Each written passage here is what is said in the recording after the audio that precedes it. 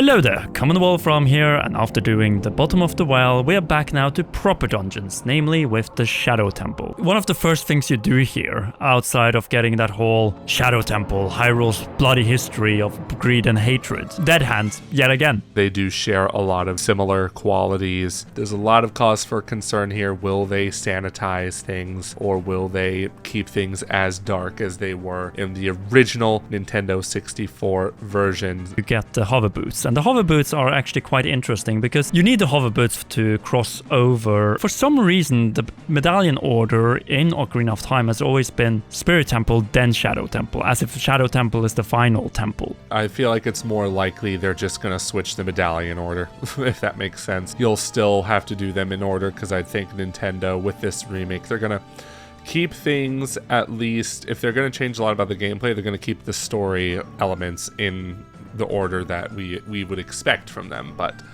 I don't know, that's an interesting thought for sure. The Shadow Temple, I think, is very hard to replace, especially seeing how the lore of Bongo is there, how you could expand on it and tie it even more to the Hyrulean Civil War. We know that this place is messed up. You have the Grim Reapers, you have guillotines, multiple ones, and I feel like nothing of this should really be tweaked or censored. Let's be honest, this is a dark place. It is a place that indicates what really happened at the end of the Hyrulean Civil War. There was a massacre here. Theories are pointing to that it was the Sheikah that were being tortured and executed here. Undying Nephilim has even done cutscenes where we have seen how Impa might have dealt with Bongo Bongo and possibly with other traitor Sheikah have been dumped, literally dumped. That is also the thing about the Shadow Temple. It is literally a graveyard. And you can also see it from really the enemies like Redeads, Gibdo, Wallmasters, Floormasters, Stalfos, examples of monsters and enemies that will look absolutely terrifying in the remake. I wonder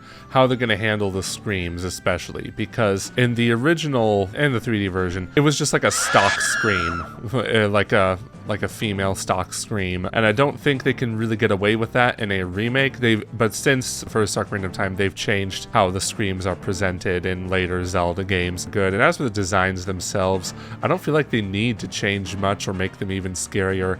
I feel like they're perfect as is. Just make them look like remade in whatever engine they're using for this game, and we're good to go there. What makes this temple so unique? You can even find elements of the scrapped Wind Temple in the Shadow Temple, because you need those iron boots so you don't get blown down from these slim platforms. There are some really iconic moments in this temple, namely Skull Basketball. There's actually two chambers of those. One is just a singular one, and then you have one that is actually rotating. Another moment here, Joey, which is all about fire. Oh yeah, this part right here where you have to avoid getting crushed by wooden spikes. That's a yikes for me right there.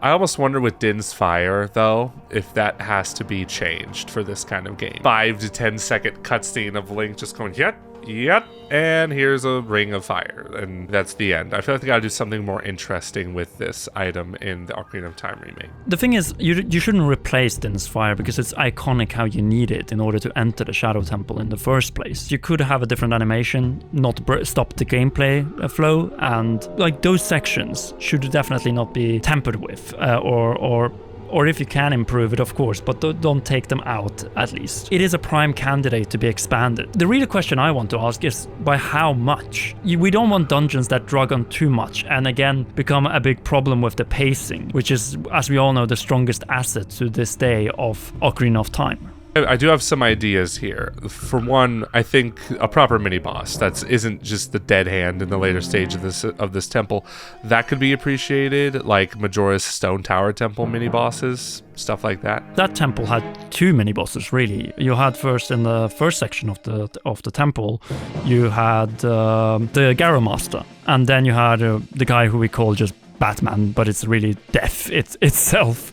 And here, like, the mini-boss in many ways is just, Stalfos, or there's a type of Wallmaster you fight and the door gets closed. That is not really exciting, so I think adding a new mini-boss here that is completely new would be a better fit. Like, this is the same thing we talked about in the Forest Temple, is that you just recycle Stalfos again. Well, we already see a recycling of Dead Hand from the bottom of the well. Of course, the bottom of the well is a little bit optional if you want to go through this whole place without the lens of truth. You have already faced it if you follow the instructions of Sheik. So having a unique mini-boss would be something that could, one, scare people, and two, make the Shadow Temple even more memorable as it currently is. I wonder if they could even just, like I mentioned, Stone Tower Temple mini-boss. What if they just put that there? It probably wouldn't make sense contextually, but I don't know. I feel like that's something they could get away with. Dead Hand is in many ways already the executioner in both cases, but I feel like having actually a proper symbol of death would actually be interesting, because of the theme of this temple is all about decapitation. We see this with the guillotines, we see this with how Bongo is. We see that head of him literally in the bottom of the well. So I feel like having a boss that is about decapitation and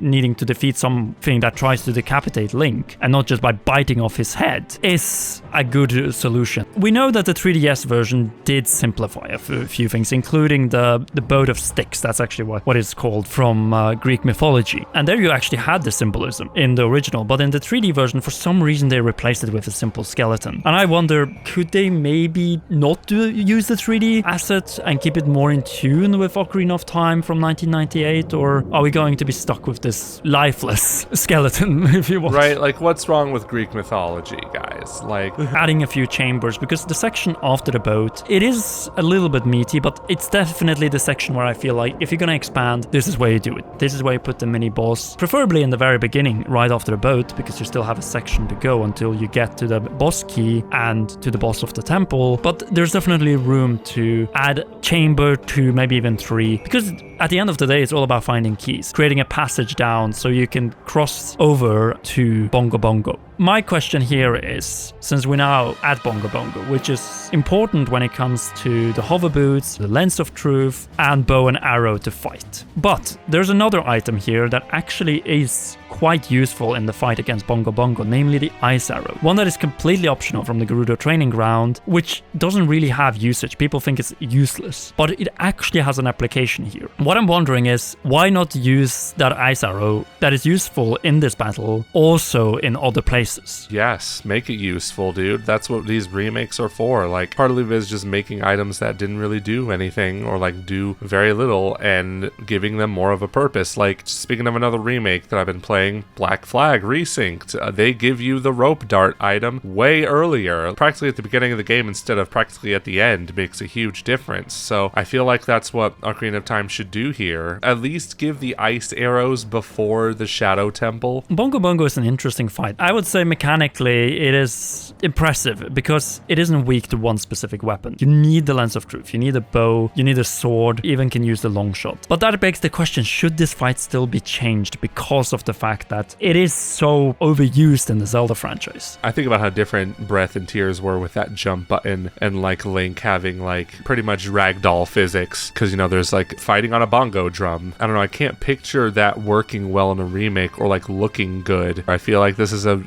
could be a boss that sees a significant overhaul in how it's made. I would even say also when it comes to the lore of it, because Bongo is only hinted through text of what this character used to be, and one of the big possibilities that this remake has is to add actual images and visuals to those stories. So giving us actually context to how the Hyrulean Civil War ended, and what was the relationship between Impa and Bongo, because all we get to hear is, oh, Impa sealed this evil spirit down in the bottom of the well, but now it's been able to break through thanks to Ganondorf's magic, and Impa went to seal it again, as Sheik says. But here I feel like you could actually show, I'm not gonna say that they're going to show the decapitation scene, like the guillotine thing that Undying Nephilim did, but you know, I think there could be room for a little bit more of context, maybe see the person that used to play on the drums and is sort of depicted in the bottom of the well. Like, it would add extra value, extra lore, extra meaning to probably the darkest part of Ocarina of Time. And who has the final laugh in the end?